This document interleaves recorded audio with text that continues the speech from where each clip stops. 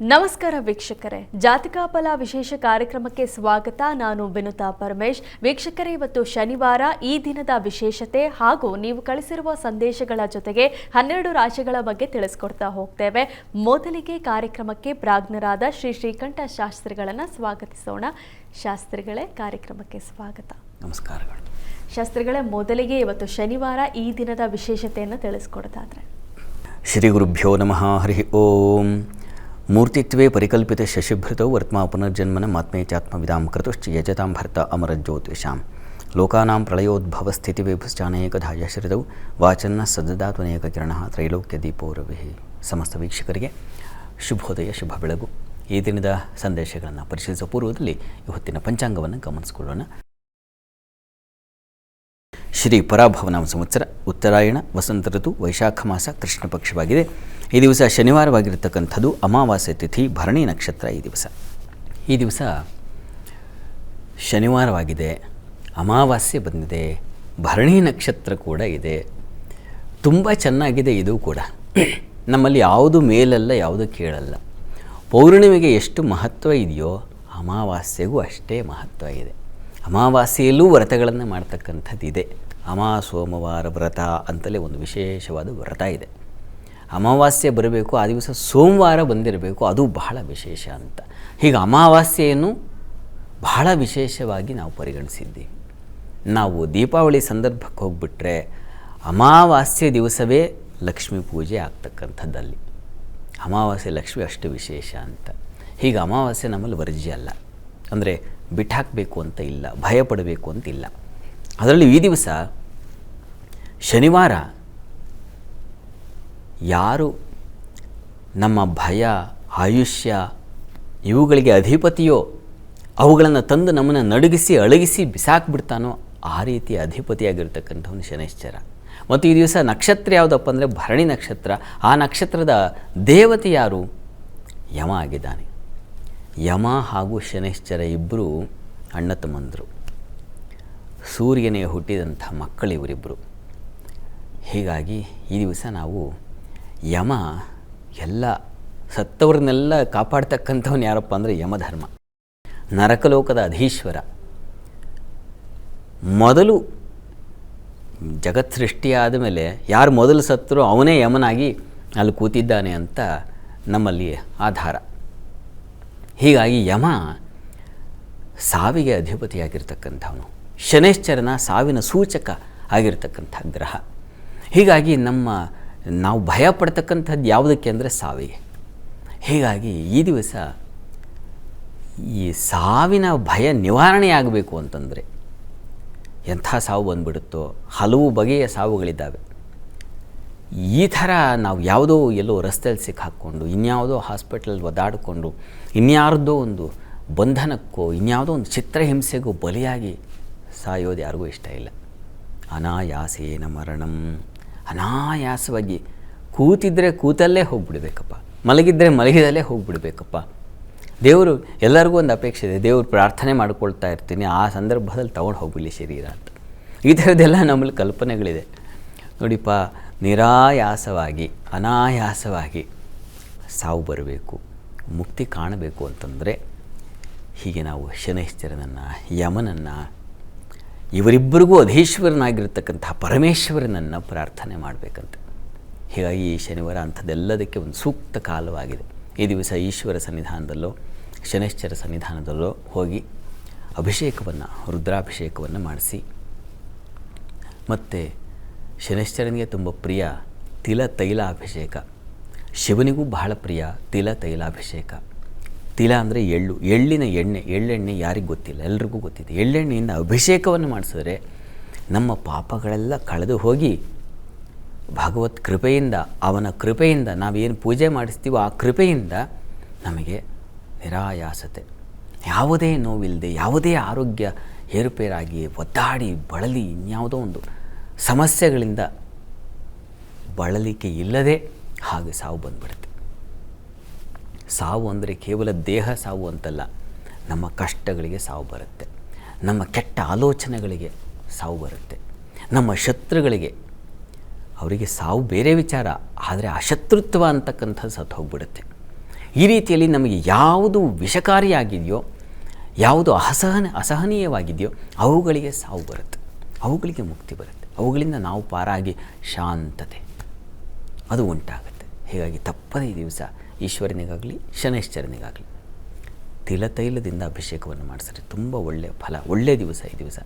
ಮತ್ತು ಇನ್ನೊಂದಿದೆ, ಭರಣಿ ನಕ್ಷತ್ರ ಯುಕ್ತವಾಗಿರೋದ್ರಿಂದ ಹೇಳ್ತಾ ಇದ್ದೀನಿ, ಪಿತೃದೇವತೆಗಳ ಈಗ ಯಾರು ಆಗಿ ಹೋಗಿದ್ದಾರೋ ಮನೆಯಲ್ಲಿ ಈಗಾಗಲೇ ಇಲ್ಲಪ್ಪ ಅವರ ಸ್ಮರಣೆ ಅದು ಬಹಳ ಮುಖ್ಯ. ಅಮಾವಾಸ್ಯೆ ಸಂದರ್ಭದಲ್ಲಿ ಹಿರಿಯರನ್ನು ಸ್ಮರಣೆ ಮಾಡಿಕೊಂಡು ಅವರ ಹೆಸರಿನಲ್ಲಿ ತರಕಾರಿ ದಾನವನ್ನು, ಅವರ ಹೆಸರಿನಲ್ಲಿ ಒಂದು ದಿವಸದ ಊಟದ ದಾನವನ್ನು ಯಾರಿಗೂ ಅಶಕ್ತರಿಗೆ, ಅಸಮರ್ಥರಿಗೆ ಅವರಿಗೆ ಊಟ ಮಾಡಿಸಿದ್ರೆ, ಅಥವಾ ಗೋವಿಗೆ ಗ್ರಾಸ ಕೊಟ್ಟರೆ ಅವರ ಹೆಸರು ಹೇಳ್ಕೊಂಡು ಅವರಿಗೆ ತೃಪ್ತರಾಗಲಪ್ಪ ಅಂತ ಹೇಳಿಕೊಟ್ರೆ ಅದು ನಿಮಗೆ ಶ್ರೇಯಸ್ಕರವಾಗುತ್ತೆ. ಹೀಗಾಗಿ ಈ ಶನಿವಾರ ತಪ್ಪದೆ ಇವೆರಡರಲ್ಲಿ ಯಾವುದು ಸಾಧ್ಯವಾಗುತ್ತೆ ಎರಡೂ ಮಾಡಿದ್ರೆ ತುಂಬ ಸಂತೋಷ, ಒಳ್ಳೆಯದಾಗಲಿ.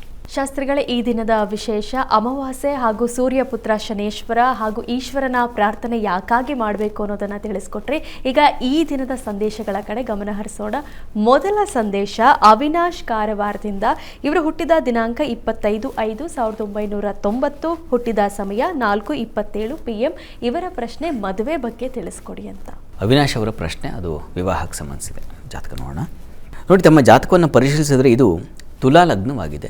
ಲಗ್ನದಿಂದ ಸಪ್ತಮ ಸ್ಥಾನ ವಿವಾಹ ಸ್ಥಾನದಲ್ಲಿ ವ್ಯಯಾಧಿಪತಿ ಬುಧ ಇದ್ದಾನೆ, ಅಷ್ಟಮಾಧಿಪತಿ ಶುಕ್ರ ಇದ್ದಾನೆ, ಸಪ್ತಮಾಧಿಪತಿ ಷಷ್ಠದಲ್ಲಿ ಸೇರಿದ್ದಾನೆ. ಇದೊಂಥರ ತೊಡಕು. ಈ ಬೇಡದೇ ಇರೋ ಗ್ರಹಗಳೆಲ್ಲ ಅಲ್ಲಿ ಸೇರ್ಕೊಂಡ್ಬಿಟ್ಟಿದ್ದಾವೆ. ಹೀಗಾಗಿದೆ. ಹೀಗಾಗಿ ಸ್ವಲ್ಪ ತೊಡಕು ಉಂಟಾಗಿದೆ. ಪ್ರಸ್ತುತ ಕಾಲವನ್ನು ನೋಡಿದ್ರೆ ಈಗ ತಮಗೆ ಗುರುದಶೆಯಲ್ಲಿ ನಡೀತಾ ಇರತಕ್ಕಂಥದ್ದು ಈಗ ರವಿಭಕ್ತಿ ಕಳೆದು ಈಗ ತಮಗೆ ಚಂದ್ರ ಪ್ರಾರಂಭವಾಗಿದೆ. ಚಂದ್ರ ನಿಮಗೆ ಕರ್ಮಾಧಿಪತಿ, ಅವನು ಅಷ್ಟಮದಲ್ಲಿದ್ದಾನೆ. ಅವನು ಬಲಹೀನ. ಚಂದ್ರ ರವಿ ಜೊತೆಗಿರೋದ್ರಿಂದ ಶುಕ್ಲಪಕ್ಷ ದ್ವಿತೀಯದಲ್ಲಿ ತಾವು ಜನಿಸಿರೋದು. ಹೀಗಾಗಿ ಇನ್ನೂ ಸ್ವಲ್ಪ ಬಲ ಬರಬೇಕಿತ್ತು ಚಂದ್ರನಿಗೆ. ಹೀಗಾಗಿ ಸ್ವಲ್ಪ ತೊಡಕಿನ ಕಾಲದಲ್ಲಿ ಇದ್ದೀರಾ. ಇದಕ್ಕೇನಪ್ಪ ಪರಿಹಾರ ಅಂದರೆ ಗ್ರಹಶಾಂತಿ, ನವಗ್ರಹ ಶಾಂತಿಯನ್ನು ಮಾಡಿಸಿ. ಹತ್ತಿರದಲ್ಲಿ ಯಾರು ಒಳ್ಳೆ ಪಟುಗಳನ್ನು ಇದನ್ನು ಚೆನ್ನಾಗಿ ಮಾಡಿಸಬಲ್ಲಂತಹ ಶಕ್ತರನ್ನು ಹುಡುಕಿ ಹತ್ತಿರದಲ್ಲಿ ಎಲ್ಲಾದರೂ ಇದ್ದರೆ ದೇವಸ್ಥಾನಗಳಿಗೆ ಹೋಗಿ ಕೇಳಿ. ಗ್ರಹಶಾಂತಿ ಬಹಳ ಮುಖ್ಯವಾಗಿ ಬೇಕು. ಜೊತೆಗೆ ದುರ್ಗಾ ಸಪ್ತಶತಿಯಲ್ಲಿ ಒಂದು ಮಂತ್ರ ಇದೆ, ಪತ್ನಿ ಮನೋರಮಾಂ ದೇಹಿ ಮನೋವೃತ್ತಾನುಸಾರಿಣೀ. ಇದೊಂದು ಮಂತ್ರ. ಈ ಮಂತ್ರದಿಂದ ಸಂಪುಟೀಕರಣ ಪಾರಾಯಣ ಅಂತ ಮಾಡ್ತಾರೆ. ಅದನ್ನು ದಯವಿಟ್ಟು ಮಾಡಿಸಿ. ಇದನ್ನು ಅವರಿಗೆ ಹೇಳಿದ್ರೆ ಅಚ್ಚುಕಟ್ಟಾಗಿ ಮಾಡಿಕೊಡ್ತಾರೆ. ಇವೆರಡನ್ನು ಮಾಡಿ ಪ್ರಯತ್ನ ಮಾಡಿ, ಅನುಕೂಲ ಆಗುತ್ತೆ, ಒಳ್ಳೆಯದಾಗಲಿ. ಶಾಸ್ತ್ರಿಗಳೇ, ಮುಂದಿನ ಸಂದೇಶ ನೆಲಮಂಗಲದಿಂದ ಶೋಭಾ ಅವರು. ಇವರು ಹುಟ್ಟಿದ ದಿನಾಂಕ 5/2/2003, ಹುಟ್ಟಿದ ಸಮಯ 12:55 AM. ಇವರ ಪ್ರಶ್ನೆ ಉದ್ಯೋಗದಲ್ಲಿ ವಿಳಂಬ ಆಗ್ತಾ ಇದೆ, ಪರಿಹಾರ ತಿಳಿಸಿ ಅಂತ. ಶೋಭಾ ಅವರ ಪ್ರಶ್ನೆ ಅದು ವೃತ್ತಿಗೆ ಸಂಬಂಧಿಸಿದೆ ಅಲ್ವಾ, ಕೆಲಸ ವಿಳಂಬ ಆಗ್ತಾ ಇದೆ. ನೋಡೋಣ. ನೋಡಿ, ಇದು ಜಾತಕವನ್ನು ಪರಿಶೀಲಿಸಿದರೆ ಇದು ತುಲಾ ಲಗ್ನವಾಗಿದೆ. ಲಗ್ನದಿಂದ ಕರ್ಮಾಧಿಪತಿ ಚಂದ್ರ ನಿಮಗೆ 6ನೇ ಮನೆ ಷಷ್ಠ ಸ್ಥಾನದಲ್ಲಿದ್ದಾನೆ. 6ನೇ ಮನೆಯನ್ನು ದುಸ್ಥಾನ ಅಂತ ಕರೀತಾರೆ. ಅದು ರೋಗ. ವೃತ್ತಿಯ ಅಧಿಪತಿ ರೋಗ ಸ್ಥಾನದಲ್ಲಿದ್ದಾಗ ವೃತ್ತಿಗೆ ರೋಗ ಬರುತ್ತೆ. ಮತ್ತು ಆ ಅಧಿಪತಿ ರೋಗಾಧಿಪತಿಯಾಗಿರ್ತಕ್ಕಂಥವನು ಕರ್ಮಸ್ಥಾನದಲ್ಲಿ ಉಚ್ಚ ಸ್ಥಾನದಲ್ಲಿದ್ದಾನೆ. ಇದೊಂಥರ ಬಲ ಇದೆ, ಸ್ವಲ್ಪ ಕಡಿಮೆ ಇದೆ, ಆ ರೀತಿಯಲ್ಲಿದೆ. ಪ್ರಸ್ತುತ ಬುಧ ದಶೆಯಲ್ಲಿ ತಮಗೆ ಬುಧನ ಭುಕ್ತಿ ನಡೀತಾ ಇದೆ. ವ್ಯಯಾಧಿಪತಿಯಾಗಿದ್ದಾನೆ ಬುಧ. ಹೀಗಾಗಿ ಸ್ವಲ್ಪ ಹಿನ್ನಡೆ ಇದೆ. ಇದಕ್ಕೇನಪ್ಪ ಪರಿಹಾರ ಅಂತಂದರೆ ಪ್ರತಿ ದಿವಸ ತಪ್ಪದೆ ವಿಷ್ಣು ಸಹಸ್ರನಾಮ ಹೇಳಿಕೊಳ್ಳಿ. ಮತ್ತು ಹತ್ತಿರದಲ್ಲಿ ಯಾವುದಾದ್ರು ಅಮ್ಮನವರ ಸನ್ನಿಧಾನ ಇದ್ದರೆ ಅಮ್ಮನವರ ಸನ್ನಿಧಾನಕ್ಕೆ ಪ್ರತಿ ಸೋಮವಾರ ಬಿಳಿ ಹೂವುಗಳನ್ನು ಸ್ವಲ್ಪ ಎಷ್ಟು ಆಗುತ್ತೋ ಅಷ್ಟು ಬಿಳಿ ಹೂ, ಪರಿಮಳಯುತವಾಗಿರೋ ಮಲ್ಲಿಗೆ ಈ ಥರದ್ದು ಅಂಥ ಹೂವುಗಳನ್ನು ಅಮ್ಮನವ್ರ ಸನ್ನಿಧಾನಕ್ಕೆ ಕೊಟ್ಟು ಬನ್ನಿ. ಇದು ಎಷ್ಟು 11 ಸೋಮವಾರ ಮಾಡಬೇಕು. ಇದನ್ನು ಮಾಡಿ 11 ಸೋಮವಾರದೊಳಗೆ ರಿಸಲ್ಟ್ ಕಾಣ್ತೀರ. ಒಳ್ಳೆಯದಾಗಲಿ. ಸರಿ ಶಾಸ್ತ್ರಿಗಳ ಮುಂದಿನ ಸಂದೇಶ ಚಿಕ್ಕಬಳ್ಳಾಪುರದಿಂದ ಭವ್ಯ ಅವರು. ಇವರು ಹುಟ್ಟಿದ ದಿನಾಂಕ 26/9/1990, ಹುಟ್ಟಿದ ಸಮಯ 10:30 AM. ಇವರ ಪ್ರಶ್ನೆ ಆರೋಗ್ಯ ಸಮಸ್ಯೆ, ಕುಟುಂಬ ಸಮಸ್ಯೆ ಇದೆ, ಪರಿಹಾರ ತಿಳಿಸಿ ಅಂತ. ಭವ್ಯ ಅವರ ಪ್ರಶ್ನೆ ಅದು ಕುಟುಂಬಕ್ಕೆ ಸಂಬಂಧಿಸಿದೆ ಅಲ್ವಾ, ಏನೋ ಸಮಸ್ಯೆ ಇದೆ ಪಾಪ. ನೋಡೋಣ. ನೋಡಿ, ಇದು ವೃಶ್ಚಿಕ ಲಗ್ನವಾಗಿದೆ. ಲಗ್ನದಿಂದ ಕುಟುಂಬ ಸ್ಥಾನದಲ್ಲಿ ಶನೈಶ್ಚರನಿದ್ದಾನೆ. ಕುಟುಂಬ ಶನಿ ಅಂತಲೇ ಅವನಿಗೆ ಹೆಸರುದು. ದ್ವಿತೀಯದಲ್ಲಿದ್ದರೆ ಹಾಗೆ ಕರೀತಾರೆ, ಕುಟುಂಬ ಶನಿ ಅಂತ. ಅದಿದ್ದಾಗ ಕುಟುಂಬದಲ್ಲಿ ಸುತ್ತರಾಮ್ ಚೆನ್ನಾಗಿರಲ್ಲ, ಹೊಂದಾಣಿಕೆಗಳಿರಲ್ಲ, ಜಗಳಗಳು, ಮನಸ್ತಾಪಗಳು, ಕಲಹಗಳು ಇದೆಲ್ಲ ಉಂಟಾಗುತ್ತೆ. ಇದಕ್ಕೇನಪ್ಪ ಪರಿಹಾರ ನೋಡೋಣ. ಈಗ ಪ್ರಸ್ತುತ ಕಾಲವನ್ನು ನೋಡ್ಬಿಡೋಣ. ಈಗ ಚಂದ್ರದಶೆಯಲ್ಲಿ ತಮಗೆ ಈಗ ನಡೀತಾ ಇರತಕ್ಕಂಥದ್ದು ರಾಹು ಭಕ್ತಿ ನಡೀತಾ ಇದೆ. ಇದು ಚಂದ್ರ ರಾಹು ಯಥಾ ಪ್ರಕಾರ ಮತ್ತೆ ವೈರಿಗಳು, ಹೀಗಾಗಿ ಸ್ವಲ್ಪ ತೊಡಕನ್ನು ಸೂಚಿಸ್ತಾ ಇದೆ. ರಾಹು ಇರತಕ್ಕಂಥದ್ದು ಕೂಡ ಶನಿಶ್ಚರ ಸನ್ನಿಧಾನದಲ್ಲಿ, ಶನಿಶ್ಚರನ ಮನೆಯಲ್ಲಿ. ಹೀಗಿರುವಾಗ ಶನಿ ಪ್ರಾರ್ಥನೆಯನ್ನೇ ಮಾಡಿ, ಶನಿ ಮಹಾತ್ಮೆ ಕಥೆ ಬರುತ್ತಲ್ಲ ಅದನ್ನು ಒಂದು ಸಲ ಓದಿ, ನೀವೇ ಓದಿದ್ರೆ ಬಹಳ ಒಳ್ಳೆಯದು. ಮತ್ತು ಶನೈಶ್ಚರ ಮಂದಿರಕ್ಕೆ 8 ಶನಿವಾರಗಳ ಕಾಲ ನಿರಂತರವಾಗಿ ತಿಲ ತೈಲಾಭಿಷೇಕ ಮಾಡಿಸಿ.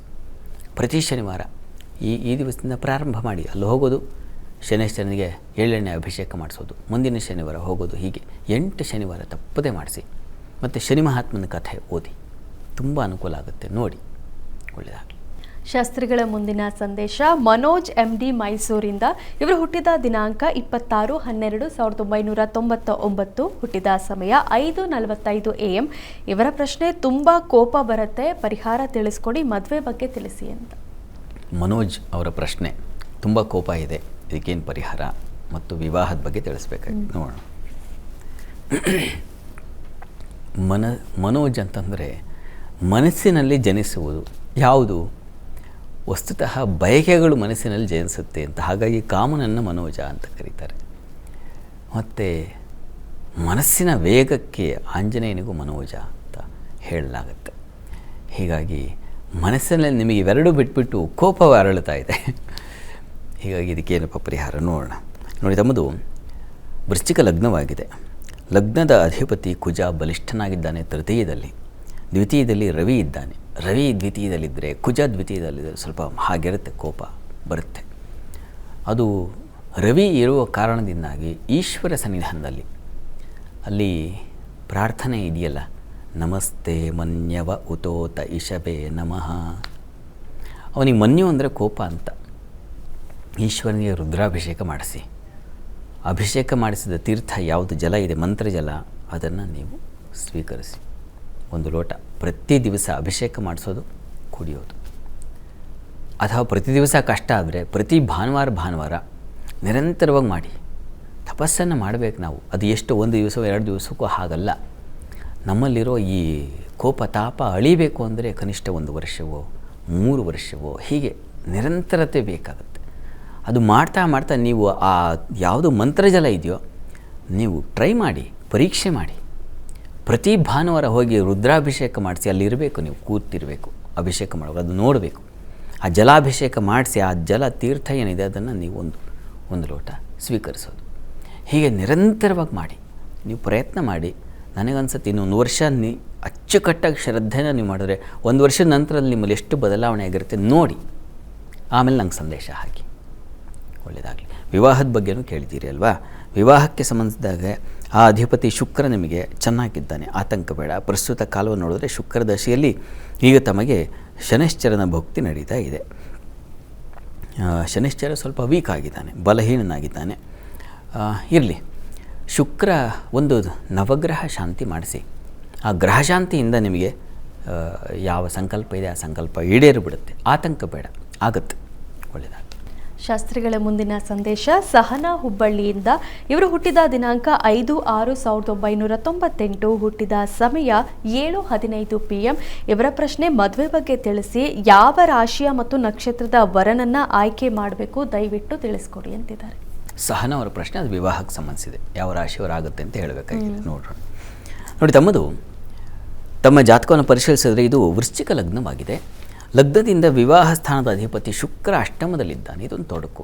ಮತ್ತು ಅಷ್ಟಮಾಧಿಪತಿ ಸಪ್ತಮ ಸೇರಿದ್ದಾನೆ, ಅದು ತೊಡಕು. ಹೀಗಾಗಿ ಶುಕ್ರ ಕುಜ ರವಿ ಬುಧ ಈ 4 ಗ್ರಹಗಳದ್ದು ನಿಮಗೆ ಶಾಂತಿ ಮಾಡಿಸ್ಬೇಕು. ಇವರೇ ಸ್ವಲ್ಪ ತೊಡಕನ್ನು ಸೂಚಿಸ್ತಾ ಇದೆ.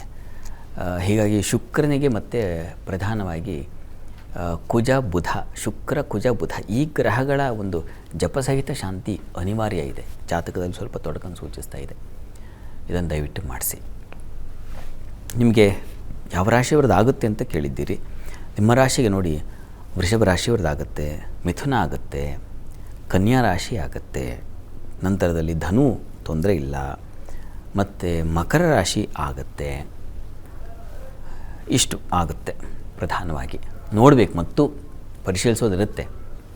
ಇದನ್ನು ಸ್ಥೂಲವಾಗಿ ನೋಡಿದಾಗ ಯಾವುದು ಮಿತ್ರ ರಾಶಿಯೋ ಅದನ್ನು ನಾನು ಹೇಳಿರ್ತಕ್ಕಂಥದ್ದು. ಇವುಗಳೆಲ್ಲ ಸಾಧ್ಯತೆ ಇದೆ.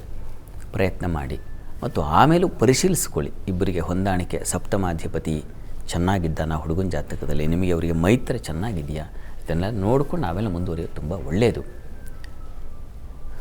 ಒಳ್ಳೆಯದಾಗಲಿ ತಮಗೆ. ಶಾಸ್ತ್ರಿಗಳೇ, 12 ರಾಶಿಗಳ ಬಗ್ಗೆ ತಿಳಿಸ್ಕೊಡೋದಾದರೆ? 12 ರಾಶಿಗಳ ಫಲಾಫಲ ತಿಳಿಯುವ ಮುನ್ನ ಈ ಹೊತ್ತಿನ ಗ್ರಹಸ್ಥಿತಿಯನ್ನು ಗಮನಿಸ್ಕೊಳ್ಳೋದಾದರೆ, ಮೇಷರಾಶಿಯಲ್ಲಿ ಚಂದ್ರ ಕುಜರಿದ್ದಾರೆ, ಶಶಿಮಂಗಳ ಯೋಗ ಏರ್ಪಾಡಾಗಿದೆ. ಇನ್ನು ವೃಷಭ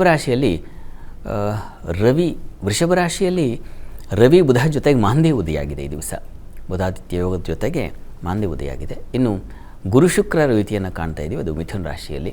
ಕೇತು ಇರತಕ್ಕಂಥ ಸಿಂಹರಾಶಿಯಲ್ಲಿ, ರಾಹು ಇರತಕ್ಕಂಥದ್ದು ಕುಂಭರಾಶಿಯಲ್ಲಿ, ಮೀನರಾಶಿಯಲ್ಲಿ ಶನೈಶ್ಚರನ್ನು ಕಾಣ್ತಾ ಇದ್ದೀವಿ. ಹೀಗಿರುವಾಗ 12 ರಾಶಿಗಳ ಫಲಾಫಲ ತಿಳಿತಾ ಹೋಗೋಣ.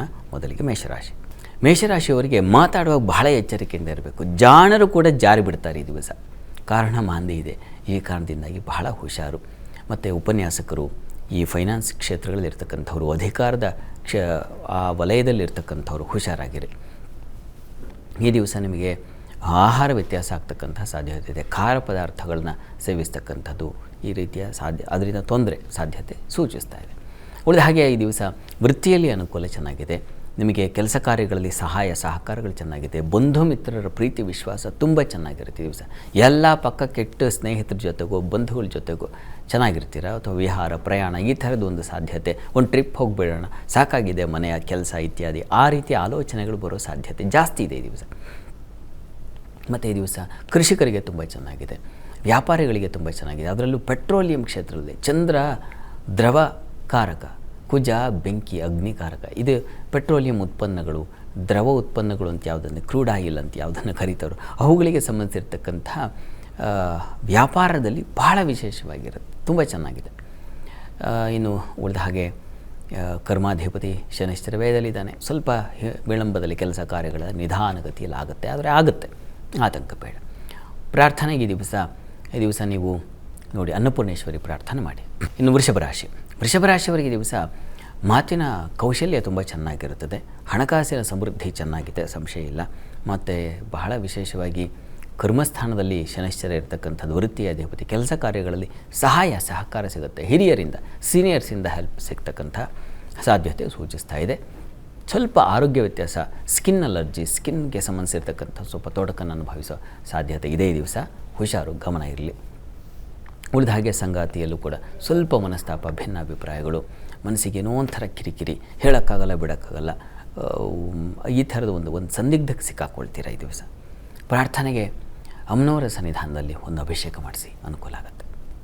ಇನ್ನು ಮಿಥುನ ರಾಶಿಯವರಿಗೆ ದಿವಸ ವೃತ್ತಿಯಲ್ಲಿ ತುಂಬ ಚೆನ್ನಾಗಿದೆ, ಹೆಚ್ಚಿನ ಅನುಕೂಲ ಉಂಟಾಗುತ್ತೆ. ಕೌಶಲ್ಯ ಪ್ರದರ್ಶನ, ಜಾಣ್ಮೆಯಿಂದ ನಿಮ್ಮ ಕೆಲಸಗಳನ್ನು ಮಾಡ್ತೀರ. ಮತ್ತು ಈ ದಿವಸ ಕೆಲಸದಲ್ಲಿ ಅದ್ರ ಜೊತೆಗೆ ಅಧಿಕಾರ, ಹಿರಿಯರಿಂದ, ಸೀನಿಯರ್ಸಿಂದ ನಿಮಗೊಂದು ವಿಶೇಷವಾದ ಜವಾಬ್ದಾರಿ ಬರ್ತಕ್ಕಂಥದ್ದು, ಅಧಿಕಾರ ಸಿಗ್ತಕ್ಕಂಥದ್ದು, ಈ ರೀತಿಯ ಶುಭ ಬಲ ಕಾಣ್ತೀರ. ಮತ್ತು ಆಹಾರ ಉತ್ಪನ್ನಗಳು, ಯಾರು ಹೋಟೆಲ್ ಇಂಡಸ್ಟ್ರಿಯಲ್ಲಿದ್ದಾರೋ, ಫುಡ್ ಇಂಡಸ್ಟ್ರಿ, ಅದು ತುಂಬ ಚೆನ್ನಾಗಿದೆ, ಹೆಚ್ಚಿನ ಲಾಭಗಳಿಗೆ ಅವಕಾಶ ಇದೆ ಈ ದಿವಸ. ಮತ್ತು ಈ ದಿವಸ ಪೆಟ್ರೋಲಿಯಂ ಕ್ಷೇತ್ರದವರಿಗೆ ತುಂಬ ಚೆನ್ನಾಗಿದೆ. ಎಲೆಕ್ಟ್ರಾನಿಕ್ಸ್, ಎಲೆಕ್ಟ್ರಿಕಲ್ ಈ ಕ್ಷೇತ್ರಗಳಲ್ಲೆಲ್ಲ ತುಂಬ ಚೆನ್ನಾಗಿದೆ. ಗ್ಯಾರೇಜ್ಗಳಲ್ಲಿ ಕೆಲಸ ಮಾಡೋರಿಗೆ ತುಂಬ ಚೆನ್ನಾಗಿದೆ ಇವರೇ. ಪ್ರಾರ್ಥನೆಗೆ ಈ ದಿವಸ ನಿಮಗೆ ಮಹಾಲಕ್ಷ್ಮಿ ಪ್ರಾರ್ಥನೆ ಮಾಡಿ. ಇನ್ನು ಕರ್ಕಟಕ ರಾಶಿಯವರಿಗೆ ವೃತ್ತಿಯಲ್ಲಿ ತುಂಬ ವಿಶೇಷವಾಗಿದೆ. ಸಹಕಾರ ಸಿಗುತ್ತೆ, ಅನುಕೂಲ ಸಿಗುತ್ತೆ, ಪ್ರಶಂಸೆಯೂ ಸಿಗುತ್ತೆ. ಕೆಲಸ ಕಾರ್ಯಗಳೆಲ್ಲ ತುಂಬ ಗೆಲುವು ಈ ದಿವಸ. ಇನ್ನು ಲಾಭವೂ ಇದೆ, ವಿದೇಶ ವಹಿವಾಟಿನ ಲಾಭ, ವಿದೇಶಿ ಸಂಪರ್ಕ ಏರ್ಪಾಡಾಗ್ತಕ್ಕಂಥದ್ದು, ಇನ್ಯಾವುದೋ ಒಂದು ಹೊಸ ಬಗೆಯ ನೂತನ ಕಾರ್ಯಗಳಲ್ಲಿ ನೀವು ತೊಡಗಿಕೊಳ್ತಕ್ಕಂಥದ್ದು, ಅದರಲ್ಲಿ ಯಶಸ್ಸನ್ನು ಕಾಣ್ತಕ್ಕಂಥದ್ದು, ಆ ದಾರಿಯನ್ನು ಕಾಣ್ತೀರ, ಯಶಸ್ಸಿನ ದಾರಿಯಲ್ಲಿದ್ದೀನಿ ಅನ್ನೋ ಒಂದು ಹೆಮ್ಮೆ ನಿಮಗುಂಟಾಗುತ್ತೆ. ಹೆಮ್ಮೆಯ ದಿವಸ ಈ ದಿವಸ. ಮತ್ತು ಈ ದಿವಸ ಸ್ನೇಹಿತರ, ಬಂಧುಗಳ ಸಹಾಯ ಚೆನ್ನಾಗಿರ್ತದೆ, ಪ್ರಯಾಣ ಸೌಖ್ಯಕರವಾಗಿರ್ತದೆ, ಹಿತವಾದ ವಾತಾವರಣ ಮನೆಯಲ್ಲಿ, ಕುಟುಂಬದಲ್ಲಿ, ಆತ್ಮೀಯರ ಜೊತೆಗೆ ತುಂಬ ಚೆನ್ನಾಗಿರ್ತೀರ ಈ ದಿವಸ. ಚೆನ್ನಾಗಿದೆ ಇವರೇ, ಹೆಚ್ಚಿನ ಪಾಲು ಚೆನ್ನಾಗಿದೆ ಈ ದಿವಸ. ಸ್ವಲ್ಪ ಅಪಮಾನ, ಯಾರೋ ಬೇಡದೆ ಅವರು ರಸ್ತೆಯಲ್ಲಿ ಹೋಗೋರಾದ ಏನೋ ಜಗಳ ಶುರುವಾಗ್ಬಿಡುತ್ತೆ, ನೋಡೇ ಇರಲ್ಲ ಅವರನ್ನು, ಅಂಥದ್ದೊಂದು ಸಂದರ್ಭ ಎದುರಾಗಬಹುದು. ಇದಕ್ಕೆ ನಾಗ ಪ್ರಾರ್ಥನೆ ಮಾಡಿ. ಇನ್ನು ಸಿಂಹರಾಶಿಯವರಿಗೆ ಈ ದಿವಸ ವೃತ್ತಿಯಲ್ಲಿ ಇದು ಸ್ವಲ್ಪ ತೊಡಕನ್ನು ಸೂಚಿಸ್ತಾ ಇದೆ ಈ ದಿವಸ. ಎಲ್ಲ ಗೊತ್ತಿರುತ್ತೆ ನಿಮಗೆ, ಆದರೂ ಎಡವಟ್ಟಾಯ್ತಲ್ಲ ಅಂತ, ಹೆಂಗೆ ಆಯಿತು ಅಂತ ಅದ್ರ ಬಗ್ಗೆ ಯೋಚನೆ ಮಾಡೋದಾಗತ್ತೆ. ಉಳಿದ ಹಾಗೆ ಗುರು ಹಿರಿಯರ ಸಹಾಯ ಸಹಕಾರಗಳು, ಸಲಹೆ ಸಿಗ್ತಕ್ಕಂಥದ್ದು ಚೆನ್ನಾಗಿದೆ ಈ ದಿವಸ. ದೈವಾನುಕೂಲದಿಂದ ನಿಮಗೆ ಕಷ್ಟದಿಂದ ಪಾರಾಗ್ತೀರಾ. ಮತ್ತು ಬಹಳ ಮುಖ್ಯವಾಗಿ ಈ ದೇವತಾ ಕ್ಷೇತ್ರ ದರ್ಶನ, ಸುಬ್ರಹ್ಮಣ್ಯ ಕ್ಷೇತ್ರ ದರ್ಶನ, ನಾಗ ಕ್ಷೇತ್ರ ದರ್ಶನ ಇಂಥ ಒಂದು ಸಾಧ್ಯತೆ ಇದೆ. ಅಮ್ಮನವರ ಸನ್ನಿಧಾನವೂ ಆಗಬಹುದು, ಅವುಗಳ ಭೇಟಿ ಉಂಟಾಗುತ್ತೆ. ಈ ದಿವಸ ಪ್ರಾರ್ಥನೆಗೆ ಗಣಪತಿ ಪ್ರಾರ್ಥನೆ ಮಾಡಿಕೊಳ್ಳಿ. ಕನ್ಯಾ ರಾಶಿಯವರಿಗೆ ಈ ದಿವಸ ಕೆಲಸ ಕಾರ್ಯಗಳಲ್ಲಿ ತುಂಬ ಚೆನ್ನಾಗಿದೆ. ಕೌಶಲ್ಯ ಪ್ರದರ್ಶನ, ಧನಲಾಭ, ಹಣಕಾಸಿನ ಅನುಕೂಲ ಉಂಟಾಗ್ತಕ್ಕಂಥದ್ದು, ಮತ್ತು ಮುಖ್ಯವಾಗಿ ಕುಟುಂಬದವರ ಸಹಾಯ ಸಹಕಾರ ಸಿಗ್ತಕ್ಕಂಥದ್ದು, ಸಂಗಾತಿಯಲ್ಲಿ ಸಾಮರಸ್ಯ, ಪ್ರೀತಿ ವಿಶ್ವಾಸ ಗಳಿಸ್ತಕ್ಕಂಥ ಸಾಧ್ಯತೆ, ಮತ್ತು ಮನೆ ಸೈಟು ಅಥವಾ ಗೃಹ ನಿರ್ಮಾಣ ಇವುಗಳಲ್ಲಿ ಸಹಾಯ ಸಹಕಾರಗಳು ಉಂಟಾಗ್ತಕ್ಕಂಥದ್ದು ತುಂಬ ಚೆನ್ನಾಗಿದೆ. ಮತ್ತು ಬಹಳ ಮುಖ್ಯವಾಗಿ ಈ ದಿವಸ ತಂದೆಯ ಜೊತೆಗೆ ಸ್ವಲ್ಪ ಮನಸ್ತಾಪ ಉಂಟಾಗಬಹುದು. ಹೀಗಾಗಿ ಅದರ ನಿವಾರಣೆಗೆ ನರಸಿಂಹ ಪ್ರಾರ್ಥನೆ ಮಾಡಿ. ಇನ್ನು ತುಲಾರಾಶಿ. ತುಲಾರಾಶಿಯವರಿಗೆ ಈ ದಿವಸ ವೃತ್ತಿಯಲ್ಲಿ ತುಂಬ ಚೆನ್ನಾಗಿದೆ. ಸಂಗಾತಿಯ ಜೊತೆಗೆ ಈ ದಿವಸ ಕೆಲಸ ಕಾರ್ಯಗಳಲ್ಲಿ ಸಹಾಯ ಸಿಗ್ತಕ್ಕಂಥದ್ದಾಗಿದೆ. ಮತ್ತು ಈ ದಿವಸ ವಿದೇಶ ಪ್ರಯಾಣ ಇತ್ಯಾದಿ ಇದ್ದರೆ ಅದಕ್ಕೆ ಅನುಕೂಲ ಆಗ್ತಕ್ಕಂಥದ್ದು ಚೆನ್ನಾಗಿದೆ. ಪೆಟ್ರೋಲಿಯಂ ಕ್ಷೇತ್ರಗಳಲ್ಲಿ ಕೆಲಸ ಮಾಡೋರಿಗೆ ತುಂಬ ಚೆನ್ನಾಗಿದೆ, ಬಹಳ ಚೆನ್ನಾಗಿದೆ. ಎಲೆಕ್ಟ್ರಿಕಲ್ಸು, ಇವುಗಳಿಗೆ ಸಂಬಂಧಿಸಿರ್ತಕ್ಕಂಥದ್ದು, ಮತ್ತು ಜಲಕ್ಕೆ ನೀರಿಗೆ ಸಂಬಂಧಿಸಿರ್ತಕ್ಕಂಥ ವ್ಯಾಪಾರದಲ್ಲಿ ಬಹಳ ವಿಶೇಷವಾದ ಅನುಕೂಲಗಳು, ಲಾಭಗಳನ್ನು ಪಡಿತೀರ. ಸಂಗಾತಿಯಲ್ಲಿ ಸಾಮರಸ್ಯತೆ, ಅನ್ಯೋನ್ಯತೆ, ಜಗಳ ಆಡಿದ್ರೂ ಅದು ಪ್ರೀತಿ ಜಗಳ ಆಗಿರ್ತದೆ. ಆ ರೀತಿಯಲ್ಲಿ ಒಂದು ಅನುಕೂಲದ ಫಲ ಸೂಚಿಸ್ತಾ ಇದೆ. ಈ ದಿವಸ ಸ್ವಲ್ಪ ವಸ್ತು ಹಾನಿ ಸೂಚಿಸ್ತಾ ಇದೆ. ಕಾರ್ತವೀರ್ಯಾರ್ಜುನ ಸ್ಮರಣೆ ಮಾಡಿ. ಇನ್ನು ವೃಶ್ಚಿಕ ರಾಶಿ. ವೃಶ್ಚಿಕ ರಾಶಿಯವರಿಗೆ ದಿವಸ ವೃತ್ತಿಯಲ್ಲಿ ಸ್ವಲ್ಪ ತೊಡಕನ್ನು ಕಾಣುವ ಸಾಧ್ಯತೆ ಸೂಚಿಸ್ತಾ ಇದೆ. ತುಂಬ ಆತ್ಮೀಯರೇ ಸ್ವಲ್ಪ ತೊಂದರೆಗೆ ಒಳಪಡಿಸ್ತಾರೆ ನಿಮಗೆ. ಆ ರೀತಿ ಒಂದು ಫಲ ಸೂಚಿಸ್ತಾ ಇದೆ. ಹುಷಾರು, ಎಚ್ಚರಿಕೆಯಿಂದ ಇರಬೇಕು. ಇನ್ನು ಸಂಗಾತಿಯಲ್ಲೂ ಸಾಮರಸ್ಯ ಇಲ್ಲ, ಸ್ವಲ್ಪ ಮನಸ್ತಾಪಗಳು, ಭಿನ್ನಾಭಿಪ್ರಾಯ ಸಾಧ್ಯತೆ ಇದೆ. ವ್ಯಾಪಾರದಲ್ಲೂ ಅಷ್ಟೇ ಸ್ವಲ್ಪ ತೊಡಕನ್ನು ಸೂಚಿಸ್ತಾ ಇದೆ. ಹುಷಾರಾಗಿರಬೇಕು. ಈ ದಿವಸ ನಿಮಗೆ ಸ್ವಲ್ಪ ಹಿನ್ನಡೆ ಇದೆ. ಇನ್ನು ಉಳಿದ ಹಾಗೆ ಈ ದಿವಸ ನಿಮಗೆ ಪ್ರಯಾಣದಲ್ಲೂ ಅಷ್ಟೇ ಸ್ವಲ್ಪ ಅತಂತ್ರ ಮತ್ತು ಪ್ರಯಾಣದಲ್ಲಿ ಅಸಮಾಧಾನ ಸೂಚಿಸ್ತಾ ಇದೆ. ವಿಷಜಂತುಗಳ ಭಯ, ದರ್ಶನ ಈ ಥರದ್ದಾಗಬಹುದು. ಈ ದಿವಸ ಸ್ವಲ್ಪ ಹುಷಾರಾಗಿರಬೇಕು. ಉಳಿದ ಹಾಗೆ ನಿಮಗೆ ಶತ್ರು ಬಾಧೆ ಏನೂ ಇಲ್ಲ, ಅದನ್ನು ದಾಟ್ತೀರ. ಆ ಥರದ್ದೇನೋ ಸಾಲದಿಂದ ಹೊರಗೆ ಬರ್ತೀರ. ಆ ಥರದ್ದೆಲ್ಲ ಚೆನ್ನಾಗಿದೆ. ಸ್ವಲ್ಪ ಪ್ರಾರ್ಥನೆಗೆ ದಿವಸ ಲಕ್ಷ್ಮೀನಾರಾಯಣರನ್ನು ಸ್ಮರಣೆ ಮಾಡೋದು ತುಂಬ ಒಳ್ಳೆಯದು. ಪಿತೃದೇವತೆಗಳ ಸ್ಮರಣೆ ಕೂಡ ತುಂಬ ಒಳ್ಳೆಯದು. ಧನುರಾಶಿಯವರಿಗೆ ಕೆಲಸಗಳಲ್ಲಿ ಸ್ವಲ್ಪ ಕಿರಿಕಿರಿ ಇದೆ. ಅಲ್ಲಿ ಶತ್ರು ಭಾವನೆ ಉಂಟಾಗ್ತಕ್ಕಂಥದ್ದು, ಆತ್ಮೀಯರ ಜೊತೆಗೂ ಕೂಡ ಸ್ವಲ್ಪ ಏನೋ ಕಿರಿಕಿರಿ ಉಂಟಾಗುವ ಸಾಧ್ಯತೆ ಸೂಚಿಸ್ತಾ ಇದೆ. ಹುಷಾರು. ಆದರೆ ಈ ದಿವಸ ಭೂಲಾಭ ಚೆನ್ನಾಗಿದೆ. ರಿಯಲ್ ಎಸ್ಟೇಟ್ ವ್ಯಾಪಾರಿಗಳಿಗೆ, ಮತ್ತು ಪೆಟ್ರೋಲಿಯಂ ಉತ್ಪನ್ನಗಳು, ಮತ್ತು ಮುಖ್ಯವಾಗಿ ಹೋಟೆಲ್ ಇಂಡಸ್ಟ್ರಿಯಲ್ಲಿರ್ತಕ್ಕಂಥವರಿಗೆ ತುಂಬ ಚೆನ್ನಾಗಿದೆ. ವಿಶೇಷ ಲಾಭ. ಸ್ನೇಹಿತರ ಜೊತೆಗೆ ಪ್ರಯಾಣ ವಿಹಾರ ಅದನ್ನು ಸೂಚಿಸ್ತಾ ಇದೆ. ಸಂಗಾತಿ ಜೊತೆಗೆ ಪ್ರಯಾಣ ವಿಹಾರ ಒಂದು ರೀತಿಯ ಮನಸ್ಸಿಗೆ ಸಮಾಧಾನ, ಈ ಭಾವನಾತ್ಮಕವಾಗಿ ಚೆನ್ನಾಗಿದೆ. ಇನ್ನು ವೃತ್ತಿಯಲ್ಲಿ ಮಾತ್ರ ಸ್ವಲ್ಪ ಕಿರಿಕಿರಿ ಸೂಚಿಸ್ತಾ ಇದೆ. ಹುಷಾರು. ಪ್ರಾರ್ಥನೆಗೆ ಈ ದಿವಸ ವಿಷ್ಣು ಸಹಸ್ರನಾಮ ಹೇಳ್ಕೊಳ್ಳಿ. ಇನ್ನು ಮಕರ ರಾಶಿ. ಮಕರ ರಾಶಿಯವರಿಗೆ ಸಂಗಾತಿಯಲ್ಲಿ ಸಾಮರಸ್ಯ, ಅನ್ಯೋನ್ಯತೆ, ಪ್ರೀತಿ ವಿಶ್ವಾಸ ತುಂಬ ಚೆನ್ನಾಗಿದೆ. ಮತ್ತು ಭೂಲಾಭ ನಿಮಗೂ ಕೂಡ ತುಂಬ ಚೆನ್ನಾಗಿದೆ. ಪೆಟ್ರೋಲಿಯಂ ಕ್ಷೇತ್ರಗಳಲ್ಲಿರ್ತಕ್ಕಂಥವರಿಗೆ, ಕೃಷಿಕರಿಗೆ, ಮುಖ್ಯವಾಗಿ ಹೋಟೆಲ್ ಇಂಡಸ್ಟ್ರಿಯಲ್ಲಿರ್ತಕ್ಕಂಥವ್ರಿಗೆ ತುಂಬ ಚೆನ್ನಾಗಿದೆ. ಹೆಚ್ಚಿನ ಲಾಭ ಗಳಿಕೆಗೆ, ಭೂ ವ್ಯಾಪಾರದಲ್ಲಂತೂ ರಿಯಲ್ ಎಸ್ಟೇಟ್ ವ್ಯಾಪಾರಿಗಳಿಗೆ ತುಂಬ ಚೆನ್ನಾಗಿದೆ. ಹೆಚ್ಚಿನ ಲಾಭ ಗಳಿಕೆಗೆ ಅವಕಾಶ ಇದೆ. ಮತ್ತು ಈ ದಿವಸ ನಿಮಗೆ ಕೆಲಸ ವೃತ್ತಿ ವಿಚಾರದಲ್ಲಿ ಸ್ವಲ್ಪ ಹುಷಾರಾಗಿರಿ, ಎಚ್ಚರ ವಹಿಸಿ. ಮುಖ್ಯವಾಗಿ ಇದು ಸ್ವಲ್ಪ ಉದರ ಬಾಧೆ ಕಾಡ್ತಾ ಇದೆ. ಹೀಗಾಗಿ ದುರ್ಗಾ ಕವಚ ಹೇಳ್ಕೊಳ್ಳಿ. ಇನ್ನು ಕುಂಭರಾಶಿ. ಕುಂಭರಾಶಿಯವರಿಗೆ ಈ ದಿವಸ ಧೈರ್ಯ, ಉತ್ಸಾಹಗಳು ಚೆನ್ನಾಗಿದೆ. ಹೊಸ ಕಾರ್ಯಗಳಲ್ಲಿ ಯಶಸ್ಸನ್ನು ಗಳಿಸ್ತಕ್ಕಂಥದ್ದು ತುಂಬ ಚೆನ್ನಾಗಿದೆ. ಈ ದಿವಸ ಪ್ರಯಾಣದಲ್ಲಿ ಸ್ವಲ್ಪ ತೊಂದರೆ ಸೂಚಿಸ್ತಾ ಇದೆ. ಹುಷಾರು. ಮಕ್ಕಳಿಂದ ತುಂಬ ಚೆನ್ನಾಗಿ, ಮಕ್ಕಳ ಬುದ್ಧಿವಂತಿಕೆ, ಮಕ್ಕಳ ಬೆಳವಣಿಗೆ ನಿಮಗೆ ಸಮಾಧಾನ ತಂದು ಕೊಡುತ್ತೆ. ನೀವು ಕೂಡ ಪ್ರಚಂಡ ಬುದ್ಧಿವಂತರಾಗಿರ್ತೀರ. ಹೊಸ ಹೊಸ ಆಲೋಚನೆಗಳು ಹೊಳೆಯುತ್ತೆ. ಕೆಲಸದಲ್ಲೂ ತುಂಬ ಚೆನ್ನಾಗಿದೆ. ವೃತ್ತಿಯಲ್ಲಿ ಬಹಳ ವಿಶೇಷವಾದ ಸಾಧನೆ ಆಗುತ್ತೆ ಈ ದಿವಸ. ಪ್ರಾರ್ಥನೆಗೆ ಈ ದಿವಸ ಪ್ರಯಾಣ ತೊಡಕು. ಹೀಗಾಗಿ ಗ್ರಾಮ ದೇವತಾ ದರ್ಶನ, ಗಣಪತಿ ಪ್ರಾರ್ಥನೆ ಮಾಡಿಕೊಳ್ಳಿ. ಮೀನರಾಶಿಯವರಿಗೆ ಈ ದಿವಸ ಕೆಲಸ ಕಾರ್ಯಗಳಲ್ಲಿ ತುಂಬ ಚೆನ್ನಾಗಿದೆ. ಸ್ನೇಹಿತರ ಸಹಾಯ ಸಹಕಾರ ತುಂಬ ಚೆನ್ನಾಗಿದೆ. ಧನಲಾಭ, ಸುಗ್ರಾಸ ಭೋಜನ, ಸ್ವಲ್ಪ ಸ್ಪೈಸಿ ಫುಡ್ ನೀವು ನಿರೀಕ್ಷೆ ಮಾಡಿರಲ್ಲ ಅಷ್ಟು ಚೆನ್ನಾಗಿದೆ, ಹಾಗಾಗಿ ತಿಂದೆ ಅಂತ ಆ ಥರದೊಂದು ಊಟದ ವ್ಯವಸ್ಥೆ ಚೆನ್ನಾಗಿದೆ. ಬಂಧುಗಳ ಜೊತೆಗೆ, ಕುಟುಂಬದವ್ರ ಜೊತೆಗೆ ತುಂಬ ಉತ್ತಮ ಒಡನಾಟ, ಧನಾರ್ಜನೆ. ಹೋಟೆಲ್ ಇಂಡಸ್ಟ್ರಿಯವರಿಗೆ ತುಂಬ ಹೆಚ್ಚಿನ ಲಾಭ. ಈ ದಿವಸ ವಿಪರೀತವಾದ ಲಾಭ ಕಂಡೆ ಅಂತ ಮನಸ್ಸಿಗೆ ಸಮಾಧಾನ ಆಗುತ್ತೆ. ಆ ರೀತಿಯಲ್ಲಿ ತುಂಬ ಚೆನ್ನಾಗಿದೆ. ಪ್ರಾರ್ಥನೆಗೆ ಈ ದಿವಸ ಕೃಷ್ಣ ಪ್ರಾರ್ಥನೆ ಮಾಡಿ. ಈ ದಿವಸ 12 ರಾಶಿಗಳವರು, ರಾಶಿ ಗೊತ್ತಿಲ್ಲ ಅಂತಕ್ಕಂಥವ್ರು ಹೇಳಬಹುದಾದ ಮಂತ್ರ ಗಮನಿಸಿ. ಓಂ ತ್ರಿಲೋಕೇಶಾಯ ನಮಃ. ಈ ಮಂತ್ರ ಹೇಳ್ಕೊಳ್ಳಿ, ಅನುಕೂಲ ಆಗುತ್ತೆ. ಶಾಸ್ತ್ರಿಗಳೇ, ಈ ದಿನದ ವಿಶೇಷತೆ ಅಮಾವಾಸ್ಯೆ ಹಾಗೂ ಈಶ್ವರನ ಜೊತೆಗೆ ಶನಿದೇವರ ಪ್ರಾರ್ಥನೆಯ ಬಗ್ಗೆ ತಿಳಿಸ್ಕೊಟ್ರಿ ಹಾಗೂ ಸಂದೇಶಗಳ ಬಗ್ಗೆ ತಿಳಿಸ್ಕೊಟ್ರಿ. 12 ರಾಶಿಗಳನ್ನು ಕೂಡ ತಿಳಿಸ್ಕೊಟ್ರಿ. ಧನ್ಯವಾದ. ಸರ್ವೇ ಜನಾಃ ಸುಖಿನೋ ಭವಂತು, ಸಮಸ್ತ ಸನ್ಮಂಗಳಾನಿ ಭವಂತು. ಎಲ್ಲರಿಗೂ ಶುಭವಾಗಲಿ. ವೀಕ್ಷಕರೇ, ಇದಾಗಿತ್ತು ಇವತ್ತಿನ ಜಾತಕ ಫಲ ವಿಶೇಷ ಕಾರ್ಯಕ್ರಮ. ನೇರ ದಿಟ್ಟ ನಿರಂತರ ಸುದ್ದಿಗಾಗಿ ನೋಡ್ತಾ ಇರಿ ಏಷ್ಯಾನೆಟ್ ಸುವರ್ಣ ನ್ಯೂಸ್.